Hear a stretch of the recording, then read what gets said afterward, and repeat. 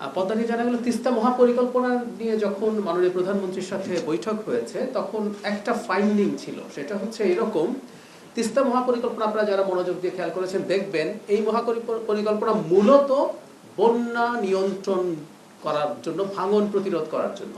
ওখানে বলা হয়েছে যে নদীটাকে ন্যারো ডাউন করা হবে, 800 মিটারের মতো করে আনা হবে, ড্রেজিং করে গভীর করা হবে, পাড় বাঁধাই করা হবে। এটা ফ্যাক্ট, তিস্তা অববাহিকায় ভাঙন একটা মেজর প্রবলেম, কোনো সন্দেহ নাই, বন্যা একটা মেজর প্রবলেম।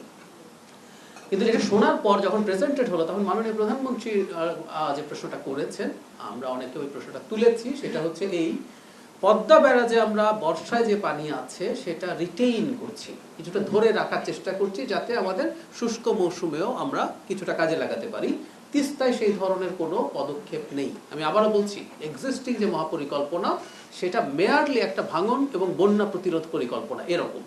এটার মধ্যে পদ্মা ব্যারাজের মতো পানি রিটেইন করা, সংরক্ষণ করে সেটা ব্যবহার করার অপশন যেহেতু ছিল না, সে কারণে এই প্রজেক্টটা নিয়ে প্রশ্ন উঠেছে এবং মাননীয় প্রধানমন্ত্রী রাইটলি বলেছেন যেহেতু আমাদের তিস্তাতেও শুষ্ক মৌসুমে পানি থাকে না, সেজন্য এই পানি রিটেইন করার অপশন সহ নতুন করে প্রকল্পটাকে কারেক্ট করে উপস্থাপন করতে বলা হয়েছে।